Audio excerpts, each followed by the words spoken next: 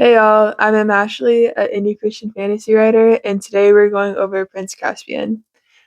This is the second video of my mini-series going over all the Chronicles of Narnia books in publication order, so be sure to hit that subscribe and like buttons and not miss any of the rest of the series. Please know that this is a summary of Prince Caspian, so there will be spoilers if you haven't read it. I am assuming that you are familiar with Lion the Witch and the Wardrobe, so if you aren't, or if it's been a while since you've read it, go and watch my video on the Lion the Witch and the Wardrobe.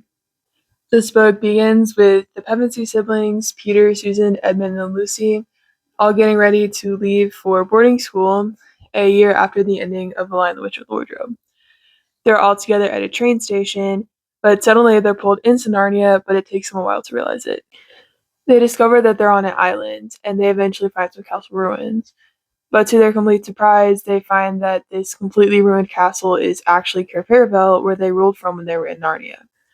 Since it's only been a year by England time, they're naturally very confused by this, but they were happy to find their old treasure room, which was somehow untouched, and still had their gifts from Father Christmas.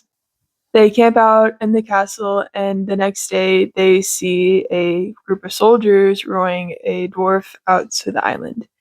They rescue the dwarf and take the boat, but the soldiers escape by swimming to the mainland. The dwarf Trumpkin tells the Pevensies that he's a messenger for Prince Caspian, who should be on the throne of Narnia in place of his uncle Miraz. He then tells the Pevensies Caspian's backstory and goes all the way through to how he got to the island. This takes the next several chapters of the book, but it's very interesting. The books were written by his uncle Caspian grew up on the stories of old Narnia from his nurse. The old Narnian stories are the stories of when the Pevensey siblings were ruling in any time before the Telmarines invaded and took over Narnia. Unfortunately, Caspian let it slip to his uncle that his nurse was telling him these stories, and Miraz sent his nurse away, and instead brought a tutor. Well, that tutor was Dr. Cornelius, who Caspian eventually finds out is half dwarf, half man, and he continues to tell Caspian the old stories of Narnia. Well, eventually Miraz's wife gives birth to a son, and because of this, Cornelius has to help Caspian escape, and he gives him Susan's magical horn.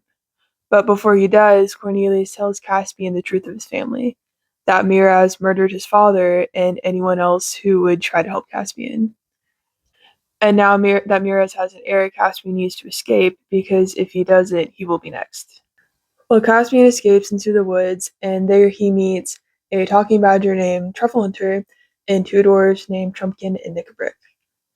Caspian tells him who he is and eventually manages to befriend them, and then they take Caspian around the Narnian woods and introduce them to some of the remaining Old Narnians. And Old Narnians are any Narnians that lived in Narnia before the Telmarines took over, like fauns, centaurs, talking animals, and tree and water spirits.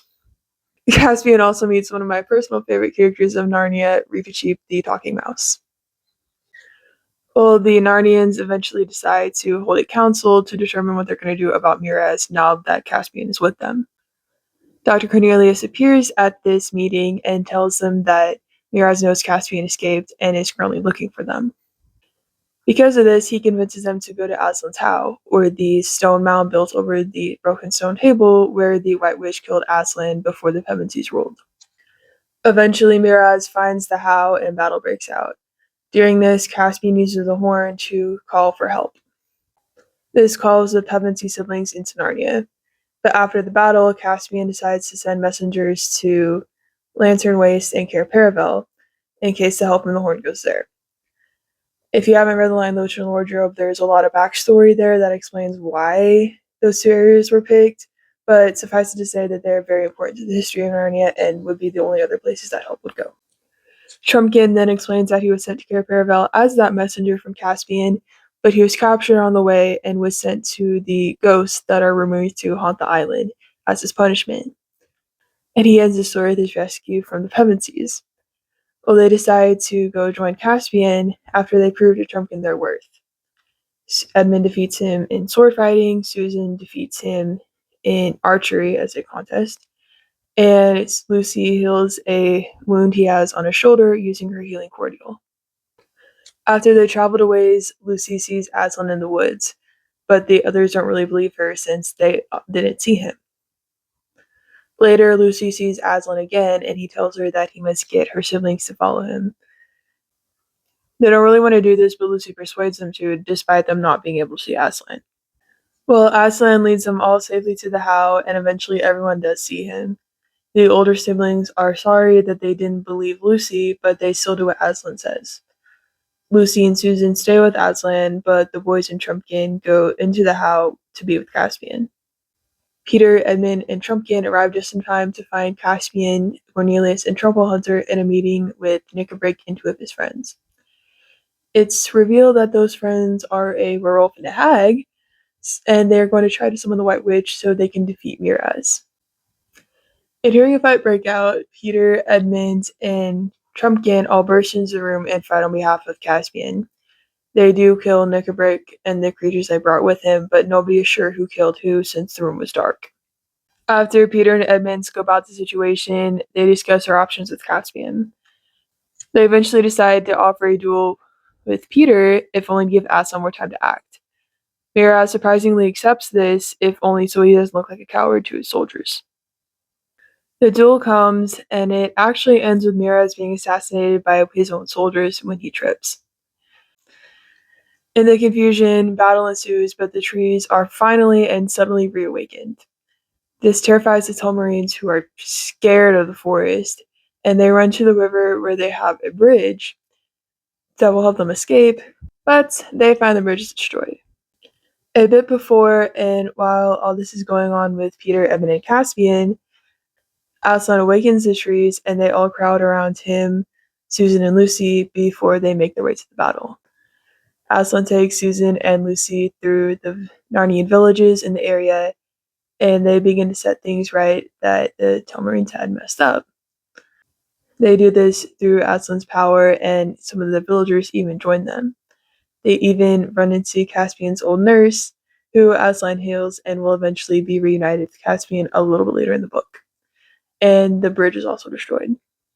After all this, they meet up with the Narnian army, where Aslan confirms that Caspian should be the king of Narnia, and Lucy heals Reepicheep's wounds, which he got during the battle. Reep's tail is also cut off, which Aslan heals. Afterwards, they feast and celebrate late into the night. Aslan appoints Prince Caspian as king of Narnia. They gather all the Narnians and the Telmarines so that Aslan can tell them all the real history of the Telmarines. That they were descendants of pirates who discovered an island that had a portal into Narnia. Aslan also tells the Telmarines they can go back to that island if they wish, because it is a very good island and uninhabited, though they could also stay in Narnia if they so chose.